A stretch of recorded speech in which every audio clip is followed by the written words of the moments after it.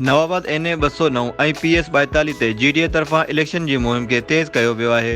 GDA तरफ़ां नवाबाद ऐं तलाशाह जे मुख़्तलिफ़ इलाक़नि में GDA अॻवान शाहजहां जुनेजो ऐं PS 42 ते GDA जा उम्मीदवार नवाज़ादा जाम नफ़ीस अली खान जा मुख़्तलिफ़ ॻोठनि जा तूफ़ानी दौरा, मुख़्तलिफ़ बिरादरियुनि सां मुलाक़ातूं कयूं, जंहिंमें नवाबाद शहर में महर बिरादरी जे नेक मर्द मुनीर अहमद महर, राजपर बिरादरी जे वॾेरे सजाद अहमद राजपर, आशिक लिस्काणी, एहसान कुमरानी, अरबाब फौजी, हुसैन बख्श नूरे पाण समेत बिरादरियुनि सां GDA में शमिलियत जो इख्तियार कई, जॾहिं त ॻोठ वाहिद बख्श खोसो जे समूरनि खोसा बिरादरियुनि ऐं माशूक मकरानी पूरी बिरादरी सां GDA खे वोट ॾियण जो पको पए कयो। इन्ही मौक़े ते GDA अॻवान शाहजहां जुनेजे जो चवणु हो त नवाज़ादा जाम नफ़ीस अली खान हिकु तमामु बहितरीन इंसान ऐं करप्शन खां पाक आहे। ही जेतिरो बि वक़्तु तालके नाज़िम जाम नवाज़िली रहिया, माण्हुनि जा बिना फ़र्क़ जे ख़िदमत कंदा रहिया। इन्ही मौक़े ते साणनि गॾु बाबुल मक्सी, सैयद गुल हसन शाह, एहसान लिस्काणी ऐं ॿिया शामिल हुआ।